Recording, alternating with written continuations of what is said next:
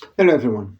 Today, I would like to introduce to you a wonderful diary by Sergei Prokofiev, the great Russian composer of the 20th century. Prokofiev began his diaries in 1907 when he was living in St Petersburg in Russia, and they run until 1933, at which date he went back to live in Russia. Altogether, they were published in three large volumes: 1907, 1914, 1915, 1923, and the last one is 1924, 1933.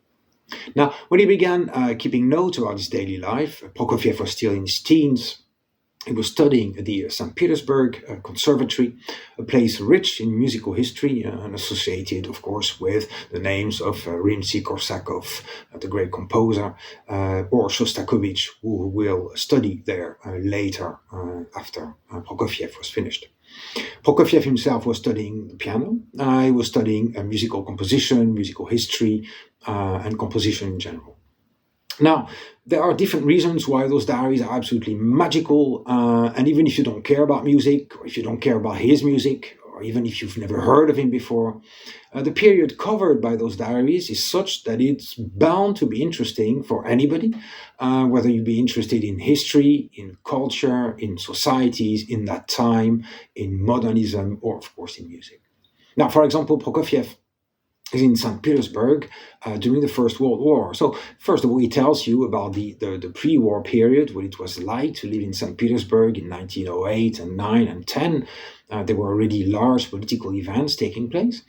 And he describes what he hears, what he sees, what he smells, what people are like, what the reactions are like to, for example, the onset of the war, the beginning of the First World War. But he's also there during the October Revolution 1917, as you remember, of course, overthrew the Tsar at the time. And so, even though he doesn't belong to the richest classes, he's not at all part of the nobility, they're not very wealthy, they are still not anybody, the Prokofiev, they still have a standing, and of course, people like him will suffer enormously after 1917. Now, all this is great, and if you want to get even more of a glimpse of Russian life, the chess competitions, for example, or the everyday life of people, this is, of course, a wonderful place to do that. Okay, Prokofiev was not a politician, he was not a social scientist, and so he writes from his perspective, and it's good to remember, of course, that this perspective in the beginning of the three diaries is, of course, that of a teenager, intensely absorbed by music and composition, by piano, and by musical desires, as it were, at the same time as being a teenager like you and me, when we were teenagers, of course. And so, for example, one of the pictures, or the picture that emerges in the first volume, is very much of life at the conservatory itself. What was it like to be a very good musician dedicated to studying music? That's all he did. He was at the conservatory just studying music. What was it like? Well, the Russian School of Piano, of course, is immensely famous in classical music. And so that's what you get there, very traditional old school practice of the piano, practice, practice, practice, rehearsals, attending concerts, attending rehearsals, relationship with teachers, with other musicians, and of course girls and boys relationship as well. It also gives us here a glimpse in the way those social layers, mid upper social layers of Russian society before 1914 or 1917 actually engaged with one another, which is in itself very interesting. Now, of course, when he moves abroad, it's even in a way more interesting, because now we have the vision of young Russian going for the first time abroad, leaving his country. So he'll go to London briefly, and then he leaves for good after the October Revolution and goes to San Francisco, where he'll stay for about 2 years. So his long train journey to get out of Russia is in itself very interesting for everything that he remarks on again. And of course, when he arrives in California, San Francisco, that in itself is fascinating because at the time there had already been, and there was still strong immigration, Russian immigration, towards California. The most famous of all, of course, is Stravinsky. And then Prokofiev will come into contact with that community, and in fact, he will even write one of his major works there in San Francisco. And so he's embracing of that new life, but also the difficulties that he faces, of course, coming to a country he's never seen before, hardly speaking English, if at all. All this is also very interesting, and all his development, not only as a musician, but as a young man. But that's not all really, because then he moves away from San Francisco and he ends up in France, in Paris. And of course, Paris in the 1920s was a hotbed of modernism, from Picasso to Gertrude Stein, you name it, you had them all really at the time. And so, of course, Prokofiev, a musician, composer, but interested in composing, creating ballets and operas as well. That is not just pure music. Came into contact with not only the musical world, but also the playwrights, the writers in general, the poets, and the visual artists, of course, at the time as well, for example, the theater. So who does he meet there? Well, he will meet, of course, Nijinsky, the great dancer. He meets and works with Diaghilev of the Russian ballet, of course, the most famous ballet really at the time, easily, and perhaps still the most famous in the history. And of course, Stravinsky, and many, many, many more musicians. Now, what is interesting here for us is that Stravinsky had just shocked the world of music in Paris. The famous night, of course, where people ran out, the Sacre du Printemps, Rite of Spring. And of course, Stravinsky was presenting a music that was, well, new, in terms of rhythm, in terms of harmonies, in terms of dissonances as well. So very surprising, very shocking music for many people at the time. Prokofiev himself was already, and had been since his days at the conservatory, seen as an innovator, somebody who worked very much in the same sort of very modern approach to music as Stravinsky was doing. But he wasn't as successful as Stravinsky in that sense, and he found it a little bit more difficult to get his work on the stage. Now, so those diaries present us all that period, all the people he meets, the intricacies of trying to get his work staged, all the politics as well that go in it, and the musical and just artistic landscape of the time. Now, there's also a lot, of course, as is usual in diaries like this, a lot of anecdotes or mundane, perhaps, anecdotes about everyday life. And if you want to have an idea of what it was like to, well, to live in Paris, or, and as a migrant, as it were, and certainly as a political and cultural migrant like Prokofiev was, it's also a fascinating glimpse into everyday life at that time itself. Now, if that wasn't enough, if history or culture or societal images were not enough for you, of course, there is the music and the musical part. Now, it is fascinating. Whether you're interested in music as a practice, or as a social or cultural phenomenon, or as a means of expression, of course, all that you can find in those wonderful diaries. Because really, right from the start, Prokofiev shares a lot about his music. He shares a lot about how he creates music, how he comes to ideas, how he develops ideas, how he uses and reuses all ideas, mixing things, but also how he reacts to other people's music, what he's looking for in music, and what he is trying to attain. And remember, music is, yes, an organized, rule-bound practice, but people like him, of course, were trying to break free from what had been, let's say, the main ideas about classical music composition, And so he's forever trying to go beyond, to try to break free from what he is, in fact, already learning at the conservatory or learning from others when he is in Paris, for example.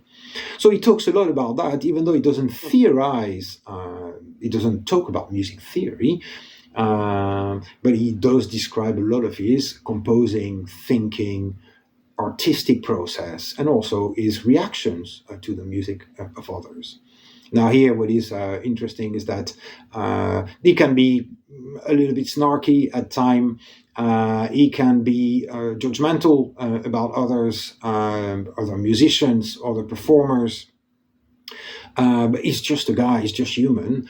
He's trying to get his music produced and published as well. But again, it's not going as well as it is going for others, more famous Stravinsky, Rachmaninoff like. And so sometimes he does come across as a little bit jealous of other people's success. Rachmaninoff, for example, comes in a little bit for some stick, really. But it's a bit difficult to know whether he resents Rachmaninoff's success as success or whether he resents Rachmaninoff, let's say, abandoning larger compositional dreams and not going as far as perhaps Prokofiev thought Rachmaninoff could go. So it's a little bit of everything. He's just a guy, he's human. Now, nevertheless, he had a very successful career as a pianist, because again, Prokofiev was a very good pianist. There's a wonderful, in the first volume, the whole moment, or all the pages leading up to his taking the final exam, is wonderful exploration, self-exploration of somebody, preparing for that and what he wants from it and why he wants it as well. So he was a very good pianist.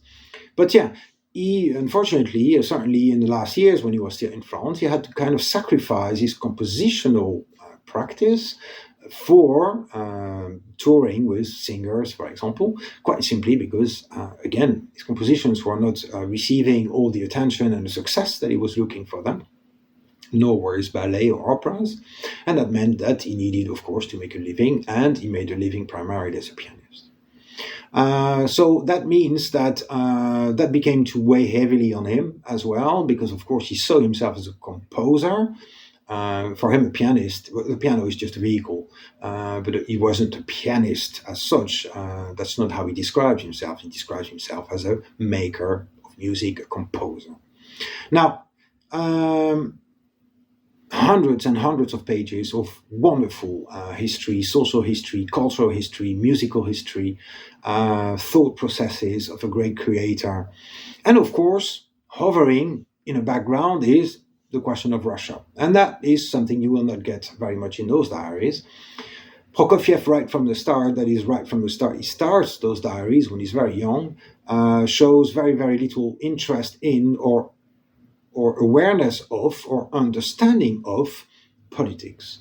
So when the First World War arrives, when the October Revolution happens, he's remarkably, let's say, ignorant about all those things. He describes what happens, and he describes a whole lot of things, and he talks about it all the time, but he's remarkably vague or ignorant of the political intricacies and what it means for the country. Now, he does realize he has to leave the country, that's it. But after that, all this will be left in the past, and he will never really talk about politics again. Until such time as we come to the end of the book, or the end of the third volume, where he's beginning to have contacts with Russia again. And he will never really be clear about why he's going back. Now, it's clear that he misses Russia, but it's also very clear that he misses the adulation, the adoration, the admiration that he thinks not only deserves, but he thinks he will get in Russia. And in fact, Russia, which I remind you, of course, in the 1930s, was under the iron boots of Stalin. Russia also needed to sort of present itself abroad as a growing country with great artists. And so Russia did a lot of work to try and repatriate those who had left, like Stravinsky had left, like Prokofiev, like Diaghilev had left. And they did a lot of work to try and seduce them back, quite simply to sell themselves abroad, of course. So this will be the fate of Prokofiev. He will go back to Russia lured by all those promises, and perhaps jealousy, perhaps resentment at the West that hadn't really come to his music. And the irony here, of course, is that his most famous work, that you must have heard, even if you've never heard him or have no interest in classical music, is Peter and the Wolf, which will be created in Russia once he's back. And doubly ironic, of course, because Peter and the Wolf is, musically speaking, really rather different from the rest of his work, which, again, as I said, was very modern and very, some would say, experimental, perhaps, even though in retrospect, of course, so much has happened since that it's difficult to say. Now, the problem here, of course, is that